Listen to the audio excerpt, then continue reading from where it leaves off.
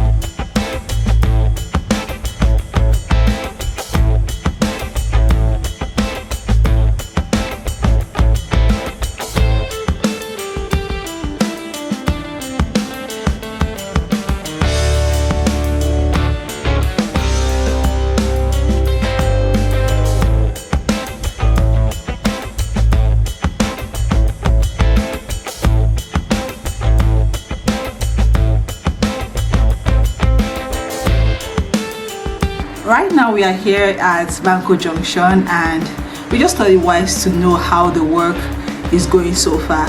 As you can see, there are contractors on site. With these heavy duty machines they are using to work, trust me, you don't want to miss out on this particular one. As we all know, Vanco Junction before now used to be a site for traffic. If you're very conversant with ABAKALIKI, you know that during the wee hours of the morning to up till 9-10 in the morning, then in the evening times, you know that this particular area used to be very congested. Traffic congestion was the order of the day in this particular area. And for those of you who are always saying this flyover is not necessary, trust me, if you're a resident in this town, you know what I'm talking about. These areas used to be no-go area. Personally, I feel this flyover is necessary. Well, it might not be coming at the right time, but trust me when I say it is very, very necessary. We need this flyover to help ease traffic congestion in Abakaliki. Let's see what the contractors are up to.